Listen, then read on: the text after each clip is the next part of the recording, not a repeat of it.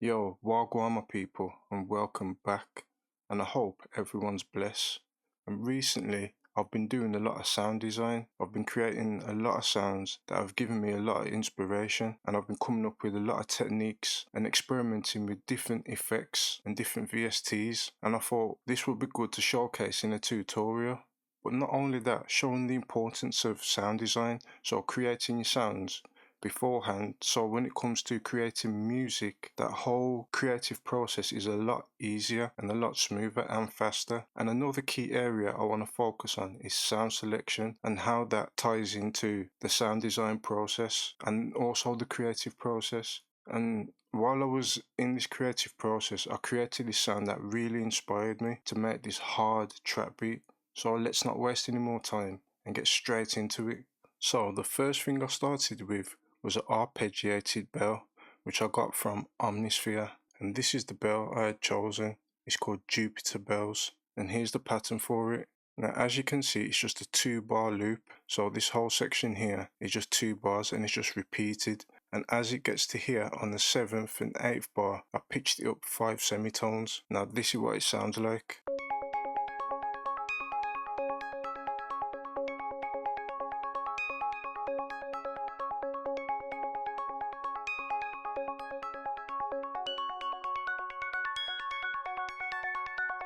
So as you can hear right there, it's quite simple. And just to show you how simple it is, I will recreate a 2-bar melody right now.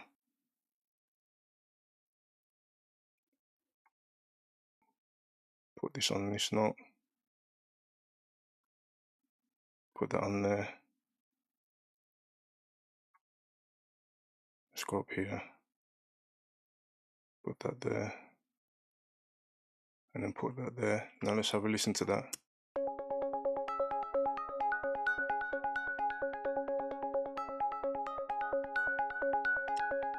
Just something as simple as that can really spark something. And the only reason it sparked some inspiration was because the original sound is all to do with sound selection. And that's so key, because once you've got a good sound selection, then it makes your whole creative process a lot easier. So now I'm going to get back my original pattern. And once I was happy with this pattern, I went ahead and added some halftime. And with this halftime, I left my timing on half, but then I put the mode on 1.5. Now this is what it sounds like with the halftime on it.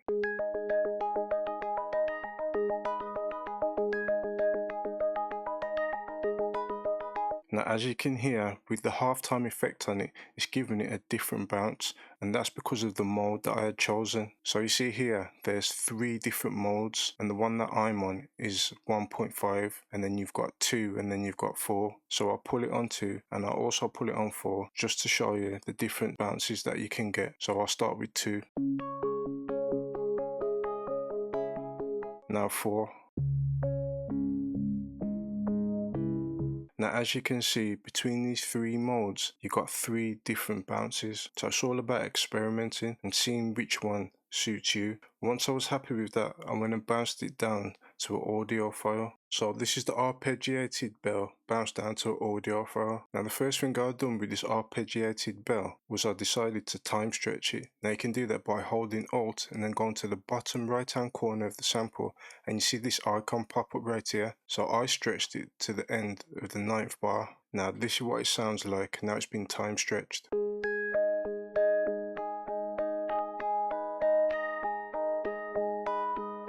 So as you can hear, it slowed it down, but it's still in time with my tempo. Once I was happy with that, I decided to chop it up and rearrange it. And this is how I've chopped it up and rearranged it. And the first effect I added was a plugin called Ovox. Now this Ovox plugin is from Waves, and it's originally used for vocals, but I was just playing around with it and I managed to come up with my own preset. And it's basically made my sample now sound a bit vintage, and it's added some of that tape noise to it. So this is what it sounds like with the Ovox on it so far.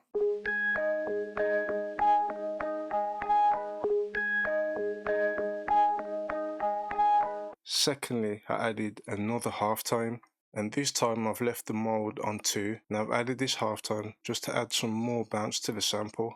Next I added some EQ in the area of 200 Hz, just under 400 Hz, and just under 850 Hz.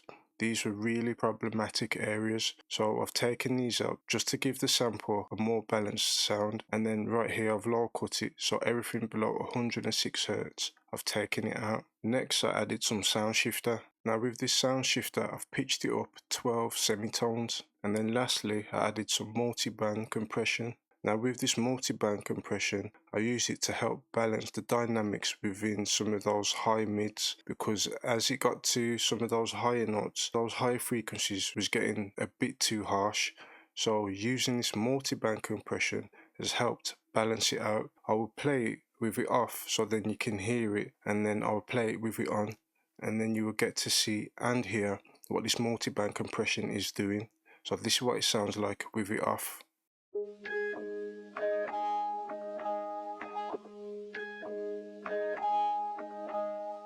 Now I'll pull it on.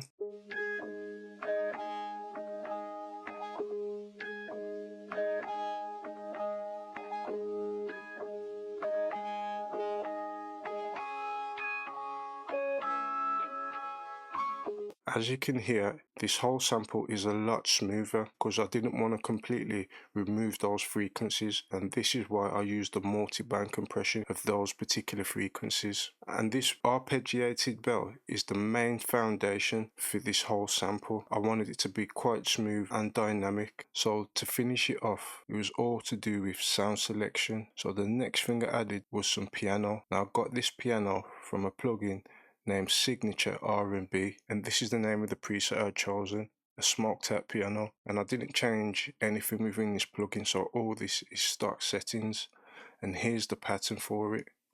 And if I didn't say earlier, I'm working the scale of C sharp minor. Now these three chords are the first chords within the scale, which are C sharp minor chords, and then these four chords here are F sharp minor chords, and this is what it sounds like.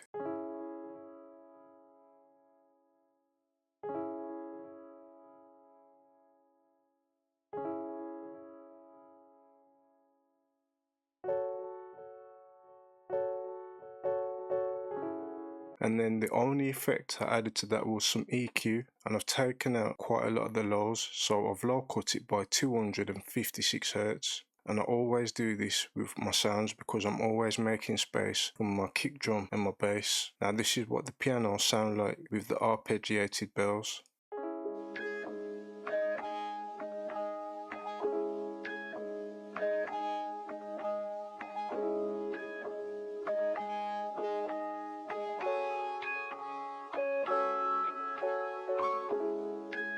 And once I was happy with the piano and the arpeggiated bells, I started to add some accents and some phrases. I didn't want to add too many elements because, like I said earlier, the arpeggiated bells was the main foundation. So everything I'm adding now is to help complement that. Now these next two accents are made myself, but I'm sorry I can't show you how I made them because I made these accents a while ago. But this is what the first accent sounds like.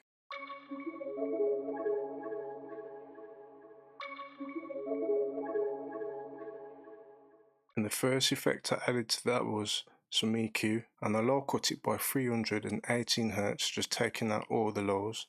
And then next I added some direction mixer. Now with the direction mixer, you can see it's panned plus 46.5 degrees to the right. Now this is what the second accent sounds like.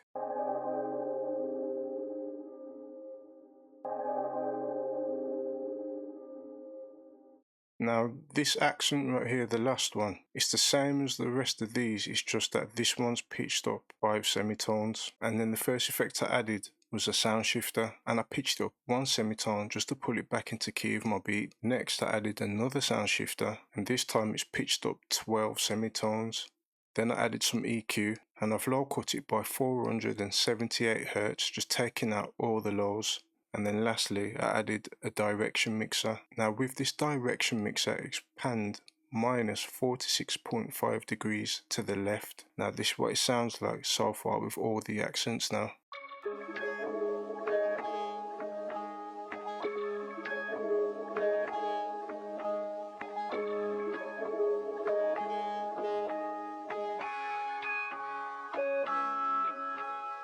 And then to finish off this sample, I added a phrase which I got from the Sound Source Kit Volume 3, which was made by Max Shooter. The link for all the sound kits I'm using will be in the description box below, so go and check those out. This is what this phrase sounds like.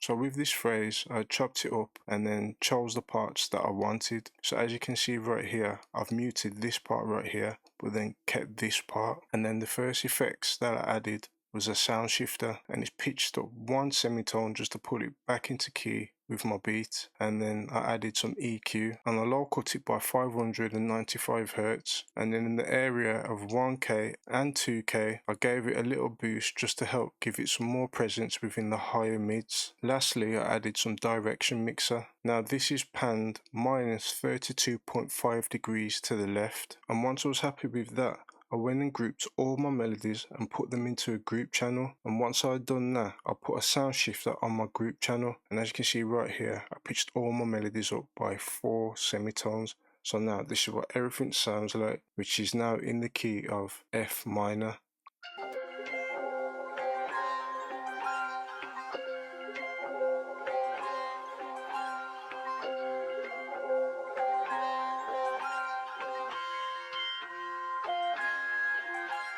So as you can hear, it's all come together now, and that's because I focused on sound selection and simplicity. Now when you're making these sorts of beats, these hard trap beats or beats just in general, just try to focus on sound selection, so getting good sounds from the start, and then when it comes to creating music, that creative process is just a lot easier, and you notice you'll be able to make things a lot faster. So next, we're moving on to some percs.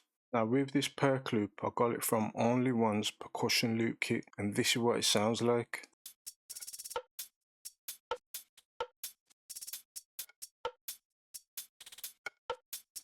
With that perc loop, I went ahead and chopped it up and rearranged it. And now as you can see right here, this is how I've chopped it up and rearranged it. The first effect I added was some halftime, and my speed is on 1/4 and my mode is on 2. Next I added an EQ, and I chose the bandpass narrow preset, and I've done this so I can isolate the frequencies that I want and take out everything else. So in this area right here, this is everything I've kept. And then lastly, I added some reverb. Now I've added this reverb just to add a bit more atmosphere and a bit more ambience to the perc loops.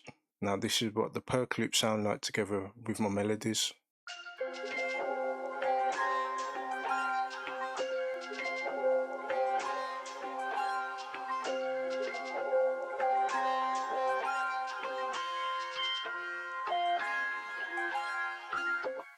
Once I was happy with those perc loops and those melodies, I decided to add some vocals. Now these vocals I got from Arcade, and this is the preset I'd chosen, Time Lost. So I'll start with the first vocal. This is what it sounds like.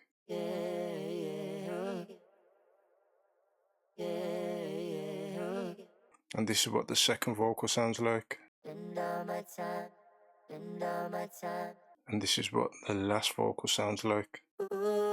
And then I added some effects to those vocals, and the first effect I added was some Valhalla Ubermod. Now I've added this Valhalla Ubermod just to add a bit of chorus to the vocal, and it's pretty much stock settings. The only thing I've changed is the mix, which is originally at 50%, but as you can see it's at 40.2%. Next I added some EQ. Now with this EQ, I originally chose the bandpass narrow preset, and I only wanted to focus on this area right here. So everything above 10k I've taken off, everything below 400 Hz I've taken off. Right here around the 500 area I've taken some of those frequencies out because it was just a bit too muddy. Next I added some H delay, and these are my settings for delay. Now I've added this delay just to add a bit more bounce and variation to the vocals. Next I added another EQ. So as you can see here, I've taken everything out below 730 Hz So I'm taking out more of those lows just to help clean up the sound. And then I added some reverb, and this is pretty much stock settings, and my mix is on 21.4%, and I've also low cut it because I didn't want any of those low mids in there whatsoever. I wanted more of the high end of the reverb coming through. Then on the last vocal I added the same effects. The only difference is I added the direction mixer. Now with this direction mixer you can see I've panned it plus 37.5 degrees to the right. Now this is what the vocals sound like with everything now.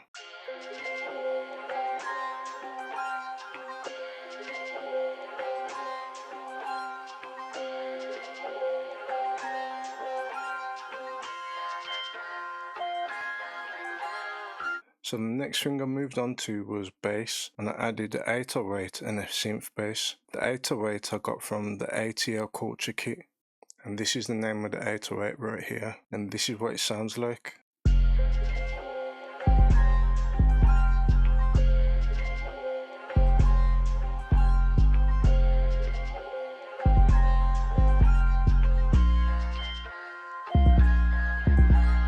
Next I added the synth bass. Now the name of this plugin is Signature R&B, and this is where I got this bass from. As you can see right here, it's called Lady Bass. Now this synth bass, I've only used it for the intro, but this is what it sounds like.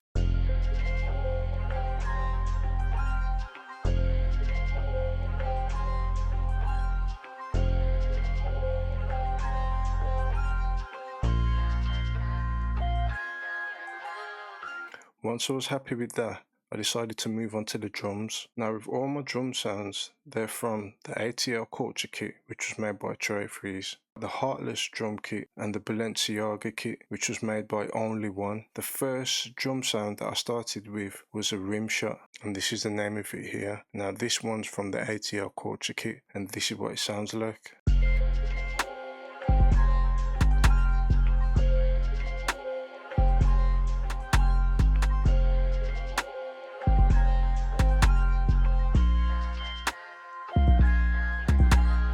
Now, as you can see, I've utilised the velocity notes, just giving it a human feel and a unique bounce. Next, I added another rim shot. Now, the reason for me adding a second one was to help layer the first one, just so it can just sound a little thicker. This is what this second one sounds like.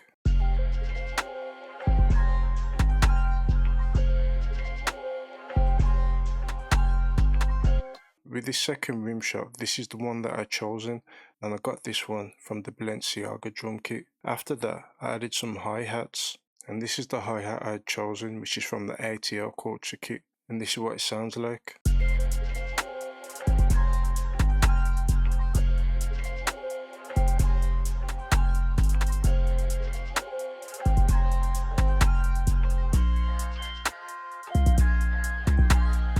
And then after that I added one more hi-hat, and this is what these hi-hats sound like.